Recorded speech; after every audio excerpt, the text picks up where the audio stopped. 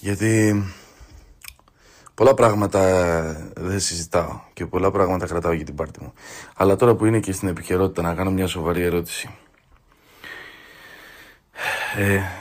Δεν έχεις καταλάβει ότι έγραψες αυτές τις μαλακίες για τα παιδιά με αναπηρία?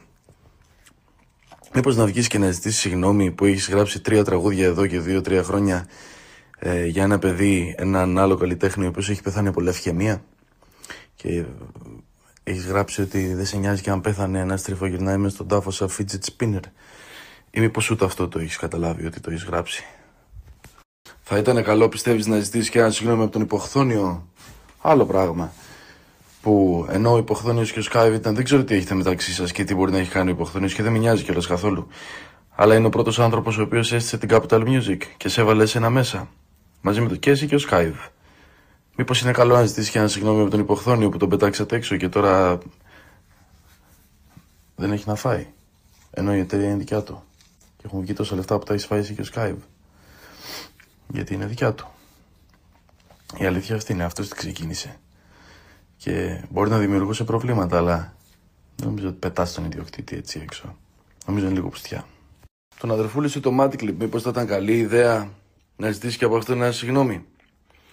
Που ανέβηκε ένα βίντεο με τον Στέφαν και έκλαιγε και εσύ μάζευες τους followers, αλλά δεν είπες ποτέ τίποτα για αυτό το πράγμα, γιατί μάζευες τους followers και όλο το legacy του Peter. Ή μήπως θα ήταν καλό να του ζητήσεις και ένα συγγνώμη? Άντε, εν ζωή πες να του ζήτησες συγγνώμη για αυτά που τον έκλεβες όταν ήταν εν ζωή. Αλλά το ότι διαπραγματευόσουν τα ποσοστά επειδή η εταιρεία σου έχει έξοδα, όταν μαζεύτηκαν τα παιδιά και είπανε να βγάλουν ένα δίσκο έτσι στη μνήμη του και για την οικογένειά του, μήπως να ζητήσει συγγνώμη από αυτόν και από την οικογένειά του που διαπραγματευόσουν τα λεφτά και ήθελες 50%?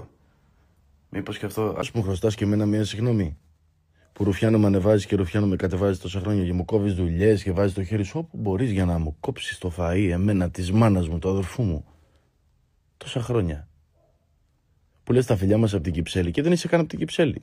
Και σε κυνηγάνε οι άλλοι να σε γαμίσουν και λέω η κοπέλα του μένει στην Κυψέλη, γι' αυτό είπε τα φιλιά μας από την Κυψέλη, δεν είπε κάτι. Μήπως ήταν για να σε καλύψω, μήπως δεν ήταν ρουφιανιά, το έχεις σκεφτεί ποτέ? Αλλά κατ' εμένα, ξέρεις, θεωρώ ότι και μια συγγνώμη αξίζει και ο Λαμανίφ.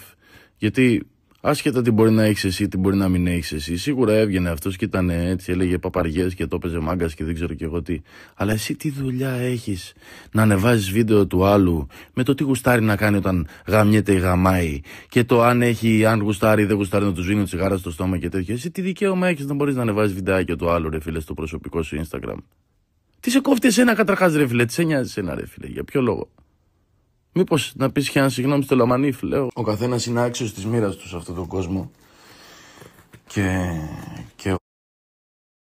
εγώ και εσύ ξέρεις πολύ καλά, και ο κόσμος το ξέρει, εγώ δεν εύχομαι κακό σε κανέναν. Εσύ τα κάνεις αυτά τα κόλπα. Και όχι μόνο εύχεσαι, τα κάνεις κακό κιόλας. Έχεις κάνει κακό σε πάρα πολύ κόσμο. Παρ' όλα αυτά, σε βλέπω έτσι, προσπαθείς να γίνεις καλύτερος άνθρωπος, πας στους ψυχολόγους, παίρνεις τα φάρμακά σου, έχεις βρει εκεί τη γυναικούλα σου, ένα παιδί να κάνετε, σας εύχομαι να σας πάνε όλα καλά και να βρεις τον ίσιο δρόμο. Αλλά θα σου πω κάτι πραγματικά μέσα από την ψυχή μου, αδερφέ. Γιατί με κυνηγάς εδώ και 2-3 χρόνια να τα βρούμε, αλλά δεν μπορώ να τα βρω μαζί σου. Και ο λόγος που δεν μπορώ να τα βρω μαζί σου, ξέρεις ποιος είναι? Γιατί είσαι πολύ κακός άνθρωπος, φίλε. Είσαι πολύ κακός άνθρωπος και τις αμαρτίες που έχεις κάνει δεν ξέρω αν τις ξεπλένει τίποτα. Αυτά από μένα. Και μέσα σε όλα, πολύ καλό θα ήταν όλα τα media και όλοι εσείς οι πονηροί στις τηλεοράσεις, τα ραδιόφωνα, η παραγωγή και δεν ξέρω κι εγώ ποιος, να διαχωρίζετε λίγο τα πράγματα. Γιατί δεν βράζουμε όλοι μέσα στο ίδιο καζάνι. Δεν είμαστε όλοι άνθρωποι το ίδιο.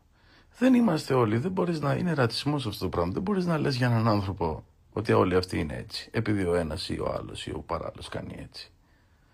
Εγώ θέλω να σας κάνω ξεκάθαρο, δεν πρεσβεύω τίποτα από όλα αυτά. Εγώ πρεσβεύω κάτι τελείως διαφορετικό και είμαι μια κατηγορία από μόνος μου. Δεν θέλω να λέει οποιοδήποτε ότι βράζω εγώ στο ίδιο καζάνι με αυτούς τους ανθρώπους. Δεν είμαστε το ίδιο. Όσοι συνεχίζετε και τον υποστηρίζετε τη σήμερον ημέρα, που τα ξέρετε όλα αυτά, πολύ καλά τα ξέρετε, χρόνια τώρα, κανείς δεν βγαίνει να τα πει. Εγώ βγήκα να τα πω. Και συνεχίζετε και τον υποστηρίζετε, κοιτάξτε με στα μάτια καλά, είστε όλοι άξιοι της μοίρας σας.